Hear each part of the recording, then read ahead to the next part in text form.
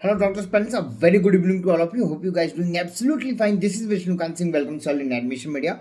Today we're going to discuss about the NEET PD 2024 latest updates. अगर मैं latest update की बात करूं, your cut off reduction has been did again. जी हाँ, जैसा कि ऑलरेडी आपको एमसीसी की वेबसाइट पे तो अभी नोटिफिकेशन नहीं आया. अगर आप एनबीएमएस की वेबसाइट पे जाते हो, कट ऑफ रिडक्शन की एक पीडीएफ अवेलेबल है. उस पीडीएफ के अकॉर्डिंग अगर मैं बात करूं तो गवर्नमेंट ने या ऑफिशियल्स ने या एनबीए की तरफ से अगेन आपकी जो परसेंटाइल थी 15% for general candidates, 10% for category candidates, इसको अगेन रिड्यूस करके 5 परसेंटाइल कर दिया गया है. मतलब कि जितने भी कैंडिडेट्स की आज की डेट में परसेंटाइल यानी कि नीट पीजी 2024 का अगर आपने एग्जाम दिया है, आपका अगर परसेंटाइल 5 या 5 के ऊपर कुछ भी है, मतलब कि 5 परसेंटाइल हो या 5 परसेंटाइल के ऊपर XYZ कोई भी अगर डिजिट है, तो आज की डेट में आप नीट पीजी 2024 में एलिजिबल हो. आप चाहो तो क्लिनिकल, नॉन क्लिनिकल, XYZ जितनी भी सीटें आपके सेशन में अवेलेबल हैं उसको आप ले सकते हो. बात करूं ये नई एलिजिबिलिटी आने के बाद चीज़ें क्या चेंज होंगी, जिन्हों ऑलरेडी एलिजिबल थे उनके लिए कॉम्पिटिशन क्या होगा, आपको सीटें कहाँ मिल सकती हैं. जो नए एलिजिबल कैंडिडेट्स आए पहले उनको तो कॉन्ग्रेचुलेसन, बहुत सारी कॉन्ग्रेचुलेसन आपको टीम एडमिशन की मीडिया की तरफ से एज वेल एज मेरी तरफ से. बात करूं जैसा कि मैंने फर्स्ट डे ऑफ वीडियो जब भी हमने बताया था रिवाइज कट ऑफ के लिए, हमने हमेशा बात किया था कि आप मान के चलिए 0 होगा, 0 नहीं होगा तो इन एंड अराउंड ऐसी ही चीज़ें की जाएंगी जिससे चीज़ें ऑलमोस्ट आपकी 0 की तरह हो जाएं.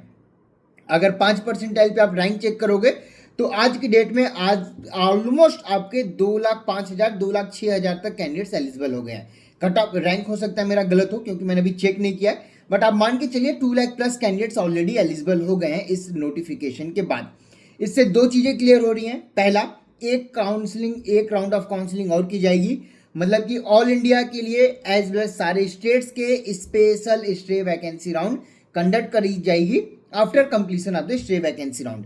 स्टे वैकेंसी राउंड की अगर मैं बात करूं, कर्नाटका का रिजल्ट आ चुका है, यूपी का रिजल्ट आ चुका है, बिहार की अलॉटमेंट आ चुकी है, एमपी पेंडिंग है, choice filling I think almost done हो चुकी है, राजस्थान पेंडिंग है, ऑल इंडिया का ऑलरेडी रिजल्ट आ चुका है, बंगाल का रिजल्ट आ चुका है, मैक्सिमम जगहों पे ऑलरेडी रिजल्ट आ चुकी हैं.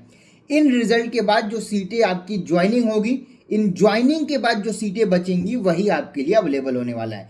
इवन ऑल इंडिया की ज्वाइनिंग 28 ऑफ फेब तक है. इसके बाद जो सीटें बचेंगी उसके लिए ही आप अप्लाई कर सकते हो. अब बात करते हैं क्या क्लिनिकल सीटें बचेंगी. इन केस अगर बचेंगी तो क्या आपको मिलेगी, मतलब कि जो न्यूली एलिजिबल कैंडिडेट्स आए हैं क्या इनको क्लिनिकल सीटें मिल सकती हैं. आई एम श्योर अगर अभी तक आपने काउंसलिंग देखा होगा, काउंसलिंग का ट्रेंड देखा होगा, शिफ्ट देखी होगी और चीज़ों को ऑब्जर्व किया होगा या बजट पे आपने देखा होगा, तो जो ऑलरेडी एलिजिबल हैं एक क्लियर कट आइडिया लग गया है कि जो फीस थी उसमें नेगोशिएशन कहीं नहीं हुआ.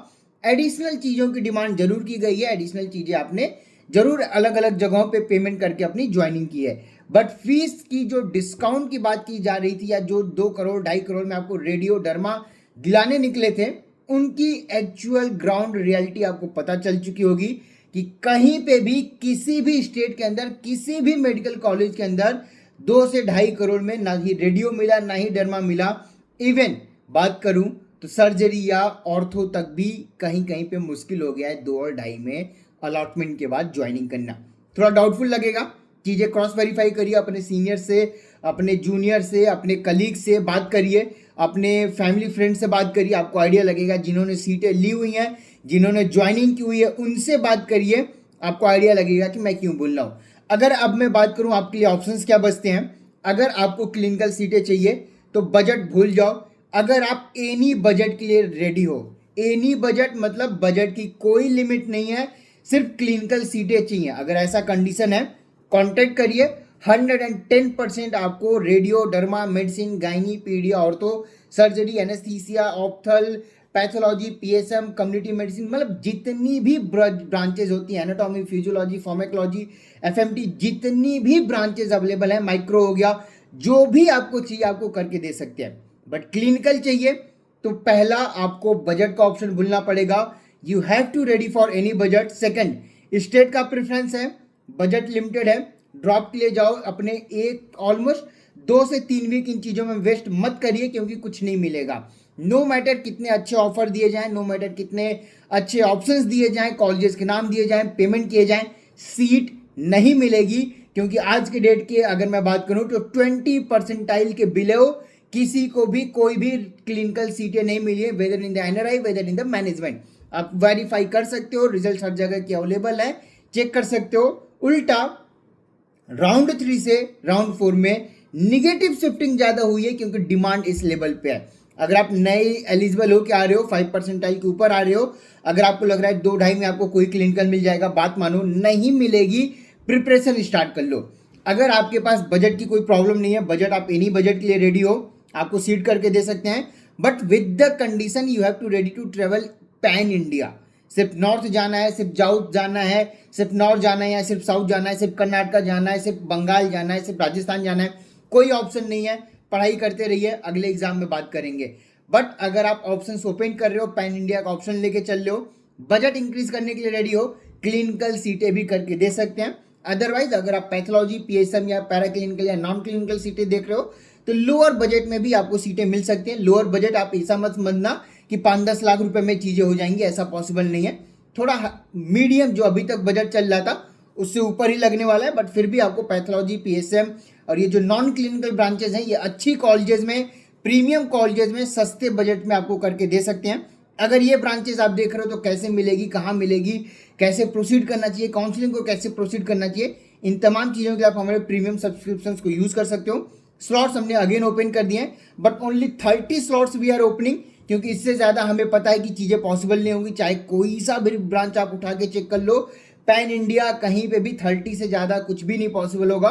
That's why we are opening only limited slots हमारे सिर्फ 30 रहने वाले हैं। अगर आप देख रहे हो, कॉन्टेक्ट करके आप बुकिंग कर सकते हो, कैसे मिलेगा, कहाँ मिलेगा, we will help you out and we can save your year.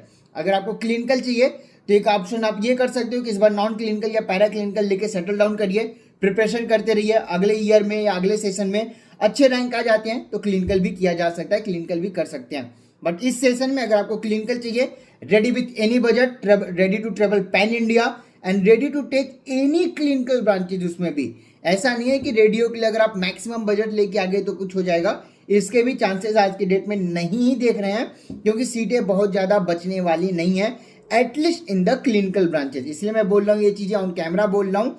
शुरू से हमने यही बोला था कि नेगोशिएशन और ये XYZ चीज़ों में मत पड़िए, NRI डॉक्यूमेंट के चक्करों में मत पड़िए, क्योंकि मल्टीपल जगहों पे अलॉटमेंट हुई है, ज्वाइनिंग नहीं हुआ है। That's why I am telling. फिलहाल के लिए इस वीडियो में इतना है। अगर आप सीटें देख रहे हो, कहाँ पे मिलेंगी, कैसे मिलेंगी, किस बजट में मिलेंगी, कौन सी स्टेट को टारगेट करना चाहिए, ऑल इंडिया में क्या हो सकता है, इन तमाम चीज़ों के लिए आप प्रीमियम स्लॉट्स को यूज़ कर सकते हो, जिसकी डिटेल आपको हमारी वेबसाइट admissionmedia.in पे मिल जाएगी। फिलहाल के इस वीडियो में इतना ही। Thank you so much for watching this video. Thank you.